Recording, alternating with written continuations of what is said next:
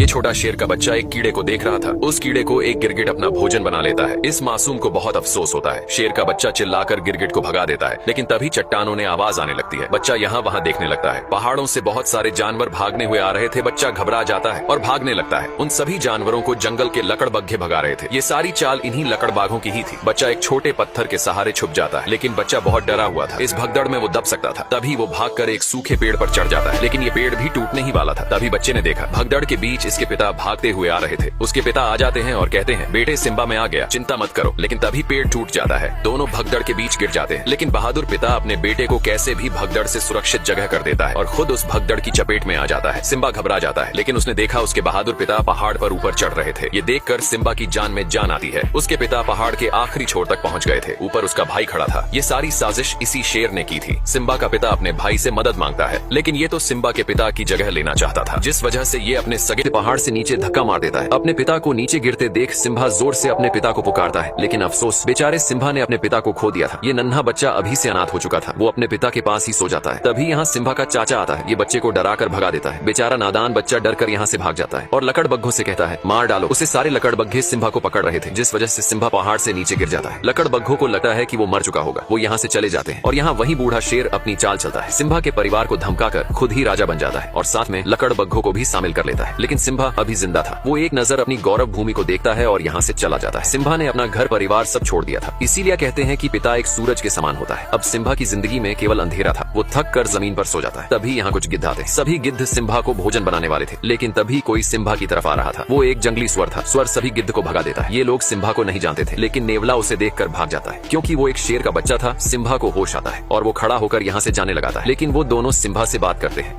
अब सिम्बा यहाँ से उदास होकर जा रहा था, लेकिन नेवला और स्वर सिम्बा के एक अच्छे मित्र बन जाते हैं। उसे हौसला देते हैं। कहते हैं, जिंदगी में हर कोई अपनों को खोता है। इस रीति को कोई बदल नहीं सकता और तुम तो एक बहादुर राजा के बेटे हो। ये सुनकर सिम्बा अच्छा महसूस करता है। वो दोनों उसे अपने जंगल लेकर जाते हैं, जो जंगल बेहद प्यारा था। सिम्बा को ये जंगल बहुत पसंद आता है। सभी जानवर सिम्बा को देख हैरान थी कि आखिर एक शेर का बच्चा हमारा दोस्त कैसे बन सकता है। लेकिन जो भी हो, सब मिलकर रहते हैं और साथ मिलकर भोजन करते हैं। धीरे धीरे सिम्बा अब बड़ा हो चुका था, जो बिल्कुल अपने पिता मुफासा की तरह दिख रहा था। और यहाँ पर सिम्बा के चाचा ने भौकाल मचा रखा था। लकड़बग्घों के साथ मिलकर जानवरों का शिकार कर रहा था। ये एक बेईमान और अपने भाई का हत्यारा था। इनको शिकार करते हुए एक पक्षी देख लेता है और सिम्बा का परिवार भूखा मर रहा था। इनको वो शेर शिकार नहीं करने देता था। तभी वही पक्षी सिम्बा के परिवार के पास आता है और इनको सारी बात बता देता है। लेकिन तभी यहाँ लकड़बग्घे आ जाते हैं, उसे पकड़ने लगते हैं। पक्षी यहाँ से भाग जाता है। सिम्बा का परिवार बेबस और लाचार था। ये लोग कुछ नहीं कर सकते थे, क्योंकि उस हरामी शेर ने इनके ऊपर दबाव बना रखा था। वो राजा बन चुका था। तभी एक शेरनी कहती है, हमें कुछ करना होगा। हमें हाथ पे हाथ रखकर नहीं बैठे रहना चाहिए। अब सिम्बा की माँ कहती है, ये हमारी गौरव भूमि है, हमें इसकी हिफाजत करनी चाहिए। समय बहुत